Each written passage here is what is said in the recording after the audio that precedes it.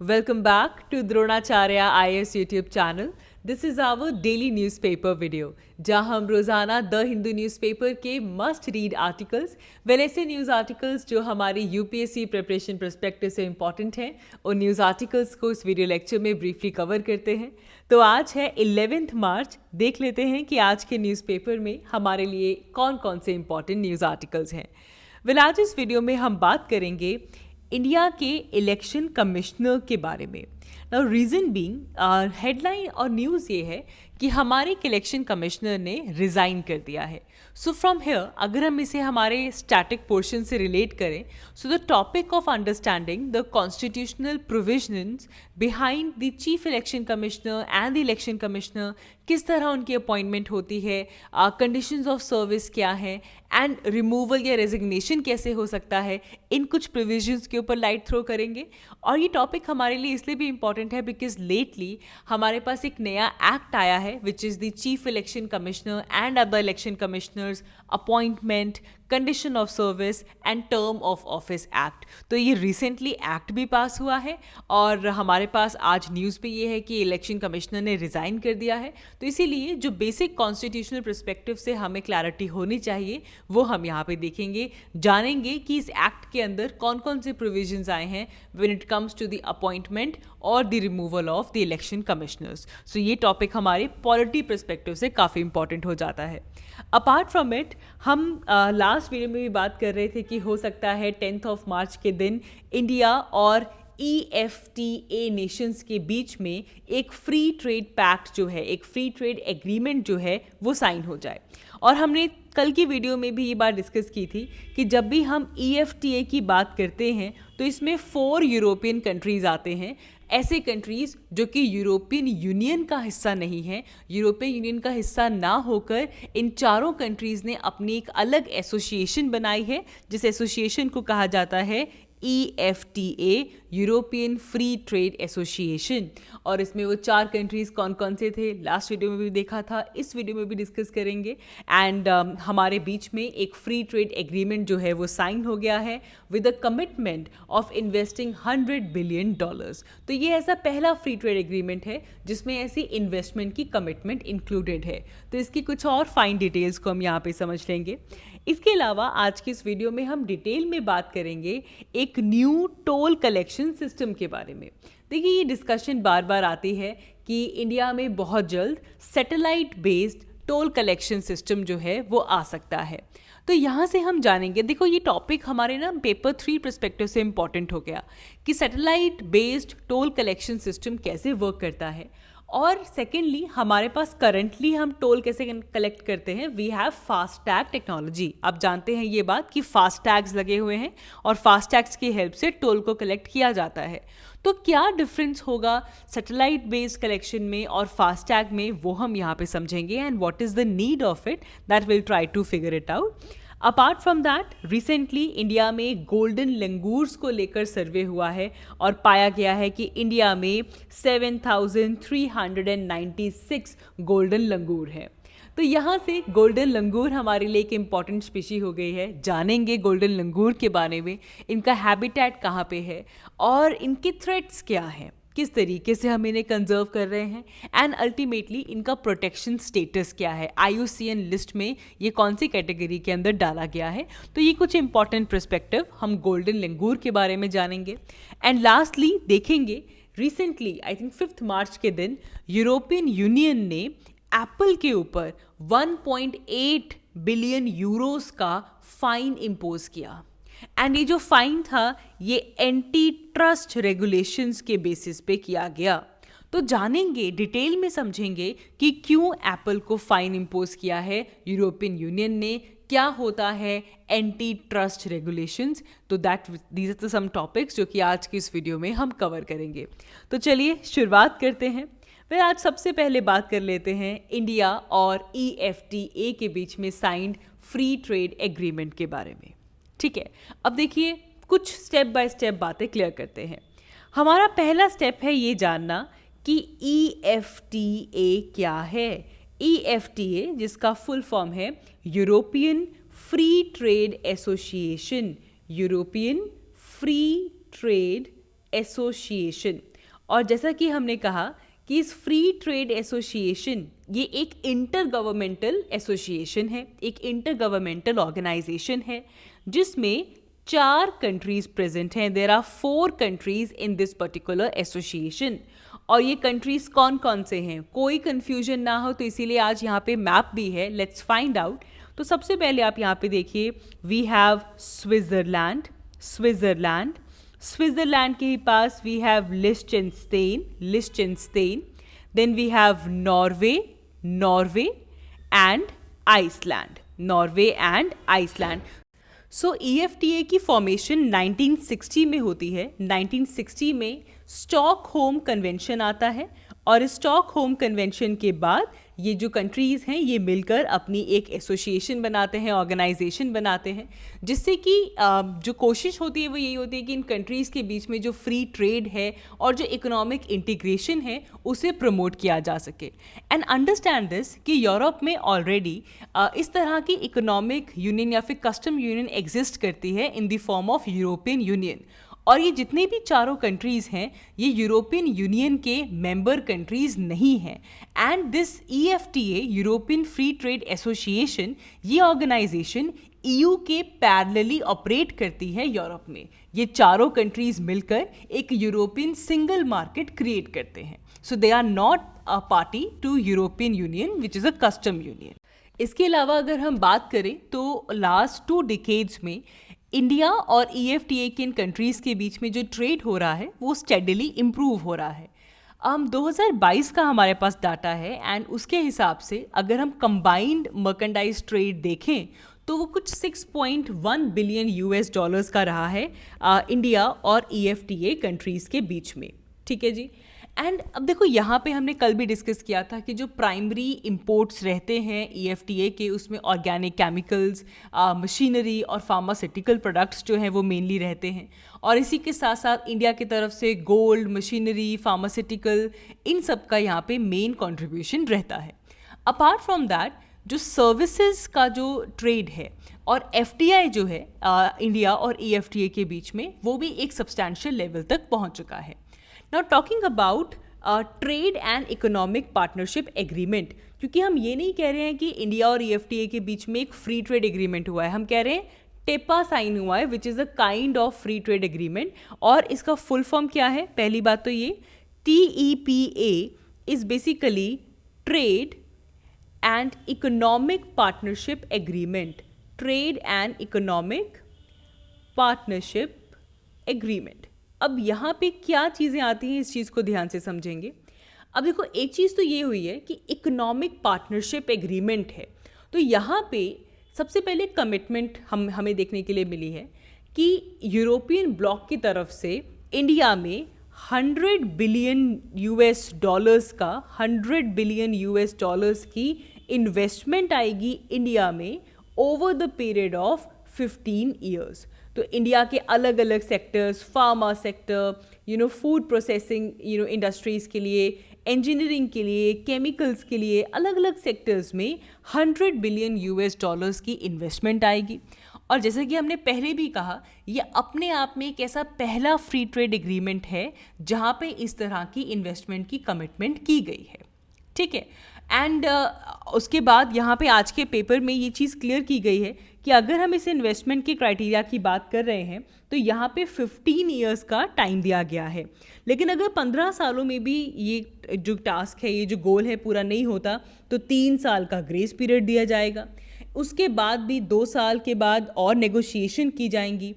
And अगर फिर भी ये कमिटमेंट पूरी नहीं होती तो ऐसे केस में इंडिया अपनी कुछ जो कंसेशंस हम देते हैं, जो हम हमारे कस्टम ड्यूटीज़ रिड्यूस करते हैं, मार्केट एक्सेस को बढ़ाते हैं, ये जो प्रिविलेजेस हम देते हैं in the form of free trade agreement, तो कुछ कंसेशंस को रिड्यूस कर सकता है टेम्परेरीली, जब तक कि ये पूरी की पूरी कमिटमेंट जो है ये रियलाइज़ नहीं होती. तो ये एक बड़ी चीज़ यहाँ पे आई है हमारे पास. तो इसमें भी एक और चीज़ है कि जो $100 बिलियन की बात हो रही है, पहले 10 सालों में $50 बिलियन की इन्वेस्टमेंट होगी और उसके बाद आगे आने वाले 5 सालों में अनदर 50 बिलियन की होगी। तो ये जो प्लान है वो अभी सामने रखा गया है। इससे कोशिश ये है कि इंडिया के अंदर 1 मिलियन जॉब्स जो है वो क्रिएट हो सकें इस इन्वेस्टमेंट के साथ and in the next coming 15 years. तो ये एक बड़ा हमारे पास इकोनॉमिक डेवलपमेंट की तरफ एक बड़ी न्यूज़ है जिसके बारे में हमें पता होना चाहिए। अब देखिए ऑफ कोर्स ये free trade agreement historically countries को बहुत हेल्प करता है। जो हाई एवरेज टैरिफ्स होते हैं वो रिड्यूस हो जाते हैं, इससे जो मार्केट का एक्सेस है वो बढ़ जाता है, जो ट्रेड है वो फैसिलिटेट होता है, एम्प्लॉयमेंट जनरेट होती है, इकोनॉमिक ग्रोथ होती है। So definitely it's gonna be beneficial for both the parties. आगे बढ़ते हैं, बात करते हैं एक इम्पॉर्टेंट स्पीशी की जो कि आज न्यूज़ में है, विच इज़ गोल्डन लंगूर। ना गोल्डन लंगूर स्पीशी न्यूज़ में इसलिए है बिकॉज रिसेंटली इसे लेकर एक सर्वे कंडक्ट करवाया गया और जिसमें ये देखा गया कि इंडिया में 7,396 गोल्डन लंगूर हैं। देखिए ये पॉपुलेशन इतनी आपने याद नहीं रखनी, एक ट्रेंड ज़रूर याद रखेंगे कि इससे पहले 2008 और 2009 में सर्वे हुआ था और उस टाइम पे 6,000 गोल्डन लंगूर्स को नोट किया गया था और प्रेजेंटली जो सर्वे आया है उसमें ये पॉपुलेशन बढ़ी है टू 7,396। एक बात ये हो गई। अब इसके अलावा इस आर्टिकल से हमारे लिए जानना इम्पॉर्टेंट है कि गोल्डन लंगूर का हैबिटेट क्या है, इंडिया के वो कौन कौन से एरियाज़ हैं जहाँ पे आपको गोल्डन लंगूर मिलता है। तो चलिए शुरुआत करते हैं। सबसे पहले बात करेंगे गोल्डन लंगूर के साइंटिफिक नेम के बारे में। So the scientific name is Trachypithecus geei. Now this GEEI ये गोल्डन लंगूर का साइंटिफिक नेम है एंड गोल्डन लंगूर को बहुत इजीली आप रिकग्नाइज कर सकते हैं because of the colour of their fur, और उनके फर का कलर गोल्डन होता है। यही वजह है कि इनका नाम गोल्डन लंगूर रखा गया है।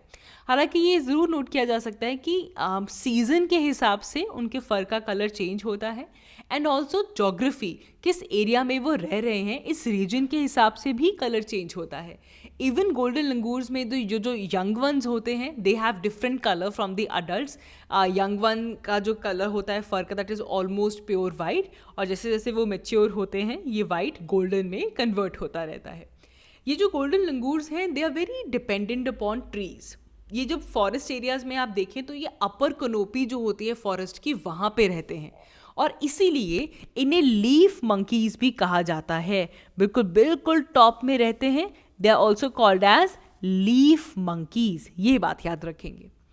इंडिया की अगर हम बात करें गोल्डन लंगूर्स के हैबिटेट की बात करें तो हमारा जो वेस्टर्न आसाम का एरिया है वहाँ पे ये काफ़ी ज़्यादा एंडेमिक है एंड सिमिलरली अगर वेस्टर्न आसाम में है तो इसी के एडजॉइनिंग सदर्न भूटान का जो एरिया है वहाँ पे भी गोल्डन लंगूर पाए जाते हैं, but they are mostly endemic to the western Assam.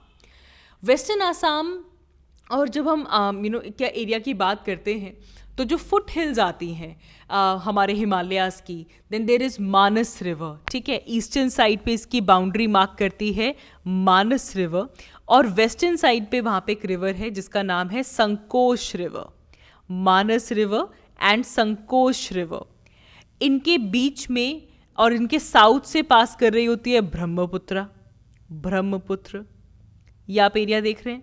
North में यहाँ पे आ गए हिमालयाज़ के फुट हिल्स, इधर हैं आपकी मानस रिवर, यहाँ है संकोश, साउथ में है ब्रह्मपुत्र। तो ये जो एरिया बीच में रह गया, this area is the major habitat region of golden लंगूर।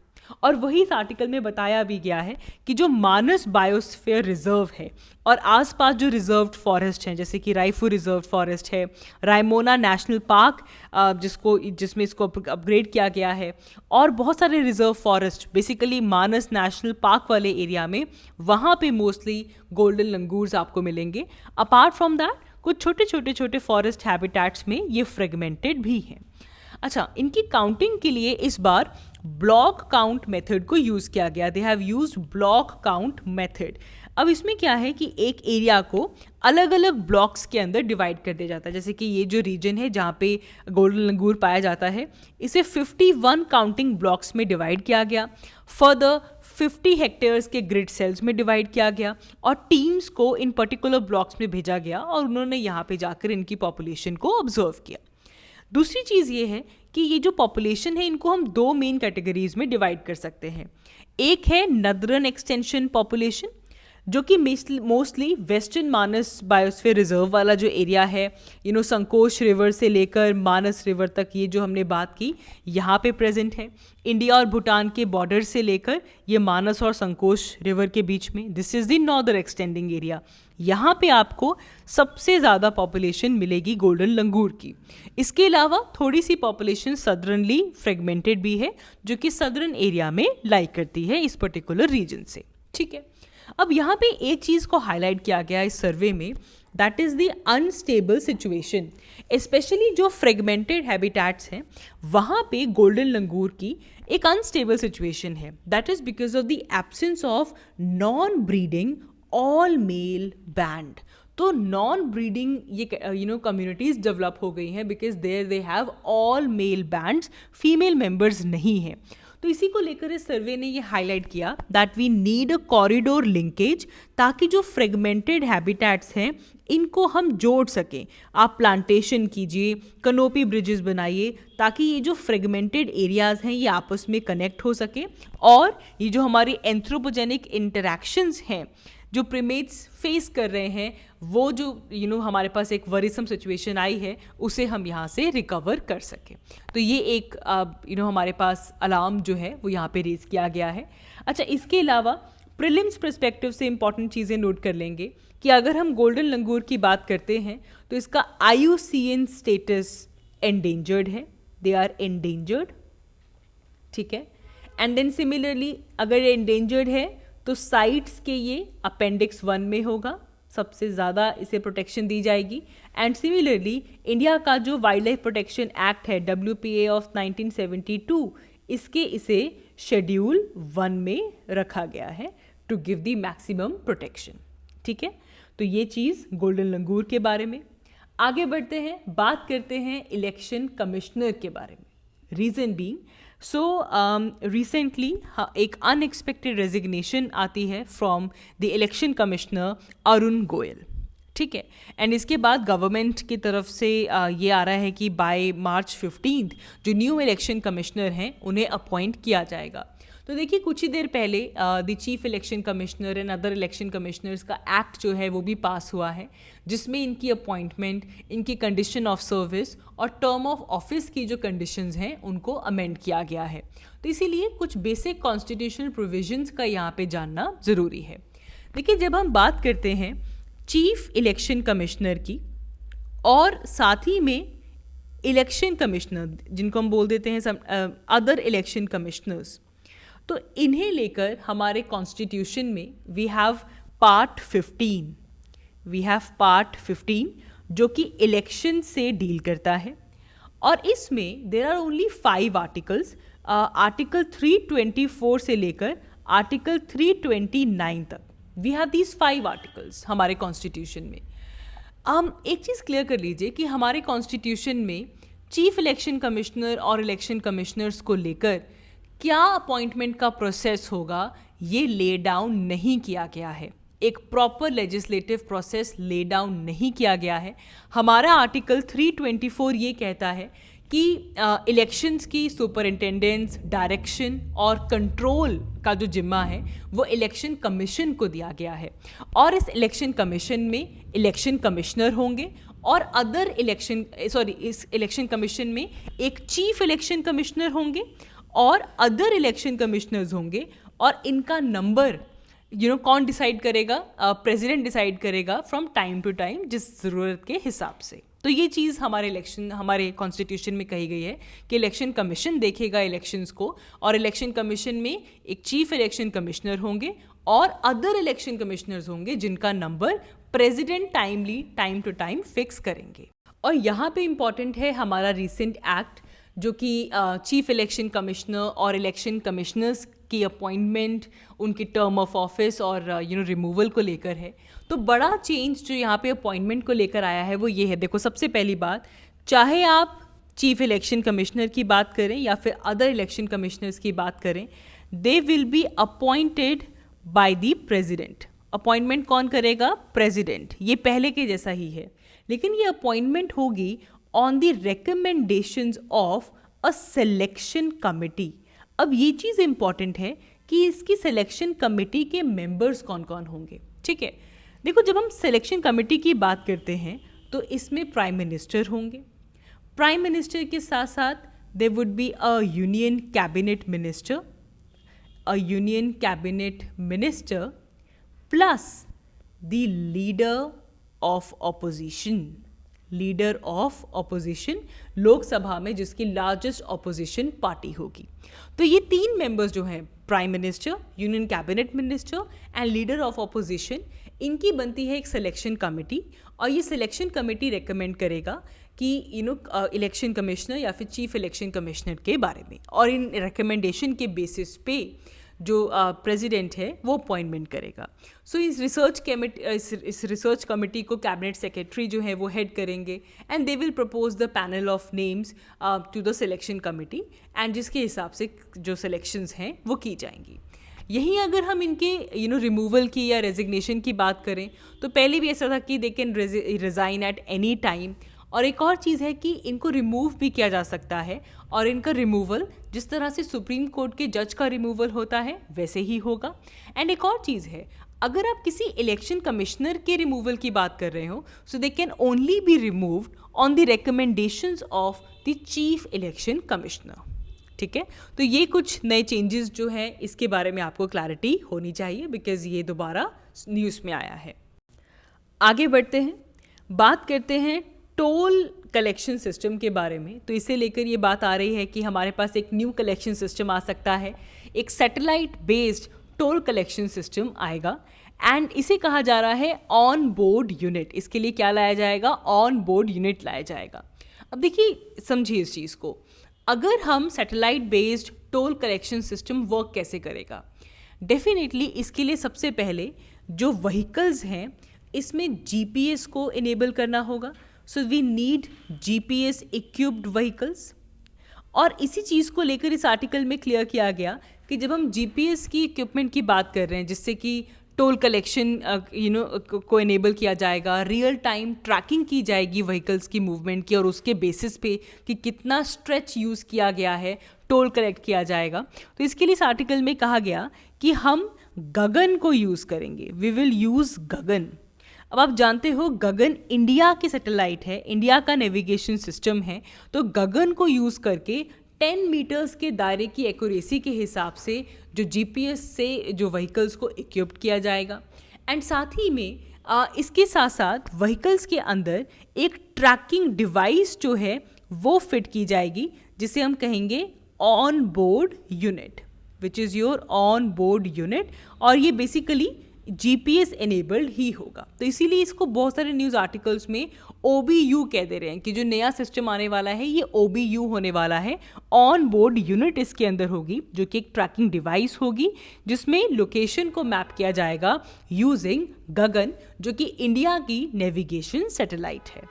ठीक है, इसके अलावा कॉन्टिन्यूस मॉनिटरिंग की जाएगी। इवन ये भी कहा जा रहा है कि हाईवेज में भी बहुत सारे गैंट्रीज या फिर आर्चेस माउंट की जाएंगी और CCTV कैमराज लगाए जाएंगे, जिससे कि देखा जाए कहीं ऐसा तो नहीं है कि हाईवे पे एंटर करने के बाद किसी ने अपना OBU जो ऑन बोर्ड यूनिट है इसे बंद कर दिया या फिर इसको ऑफ कर दिया, छेड़खानी कर दी कोई, ऐसा ना हो। तो उनकी लोकेशन को मॉनिटर करने के लिए CCTV कैमरास लगाए जाएंगे, जो कि जो हाई सिक्योरिटी नंबर प्लेट है, जो व्हीकल की हाई सिक्योरिटी रजिस्ट्रेशन प्लेट है, उसकी इमेज कैप्चर करेगा और क्रॉस वेरीफाई करेगा कि जो लोकेशन और जितना एरिया OBU दिखा रहा है उसके साथ ही CCTV फुटेज मैच करती है या नहीं।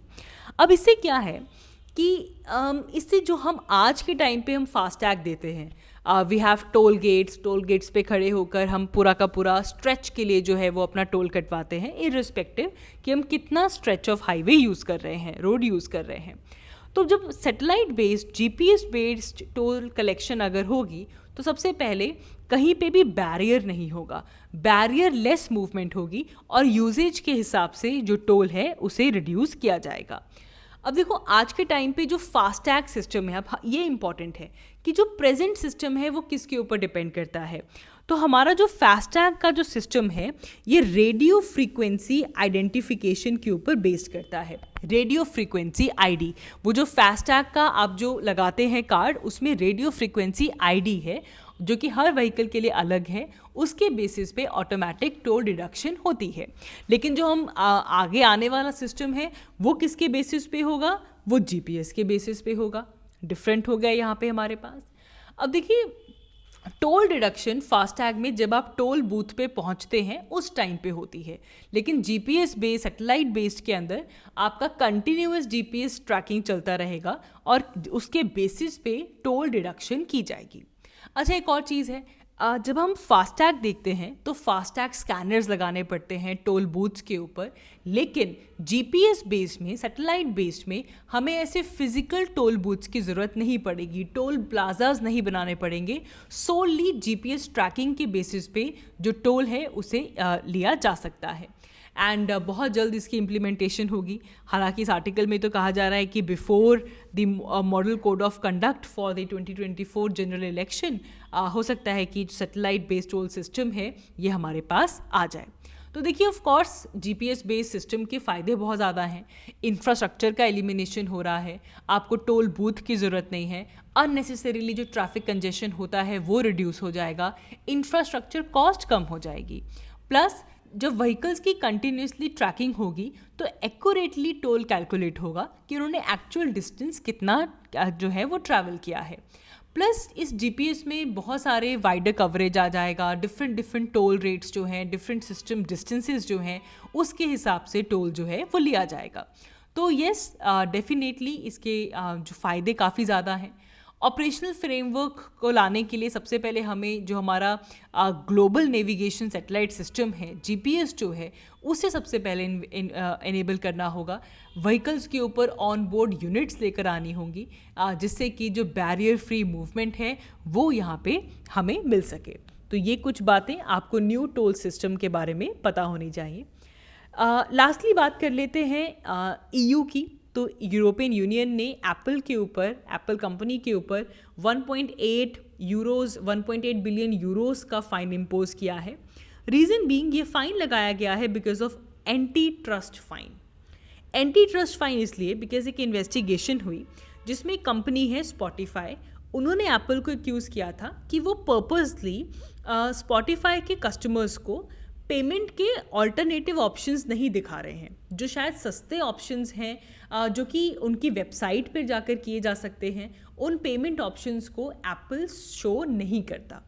अब देखिए, इससे क्या हो रहा है कि जो एप्पल म्यूज़िक है, जो एप्पल की अपनी कंपनी है, इससे फ़ायदा हो रहा है। उसके जो चीपर प्लान्स हैं, उसकी जो चीपर सब्सक्रिप्शन है, वो उसे प्रमोट कर रहे हैं। और हमारी वो क्योंकि देखिए, अब क्या है कि अगर कोई भी सॉफ्टवेयर, कोई भी ऐप किसी प्लेटफॉर्म के ऊपर अवेलेबल है, सपोज ऐप स्टोर के ऊपर स्पॉटिफाई अवेलेबल है, और कोई भी आप परचेज करते हैं तो उसमें 30% कमीशन जो है वो ऐप स्टोर लेता है।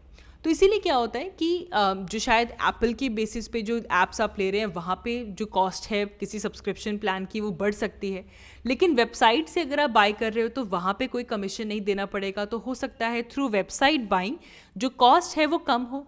तो वही स्पॉटिफाई कह रहा था कि हमारे कुछ ऐसे प्लान्स थे कि अगर आप वेबसाइट से बाय करते हैं तो वो रिड्यूस होंगे, लेकिन एप्पल उन सब्सक्रिप्शन प्लान्स को शो ही नहीं कर रहा था, उन ऑल्टरनेटिव पेमेंट्स को शो ही नहीं कर रहा था। तो जिससे कि जो कंपटीशन जो है वो हमारा कम हो रहा था और एप्पल एक डोमिनेंस शो कर रहा था by promoting their Apple music. तो ये केस यहाँ पे प्रेजेंट किया गया। तो इसे लेकर यूरोपियन यूनियन ने एप्पल के ऊपर एंटी ट्रस्ट का फाइन लगाया है ऑफ 1.8 बिलियन यूरोस। और वैसे भी देखो, यूरोपियन यूनियन ये डिजिटल मार्केट को लेकर बहुत सीरियस है। वैसे भी वहाँ पे डिजिटल मार्केट्स एक्ट आया है and already Apple is working कि iOS डिवाइसेस के ऊपर थर्ड पार्टी ऐप्स को लाया जा सके, अलाउ किया जा सके, because that is one of the provision of this particular act.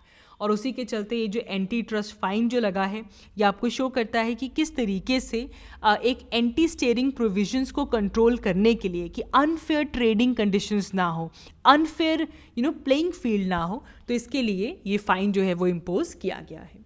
So that is all for this video. आज की इस वीडियो के लिए इतना ही.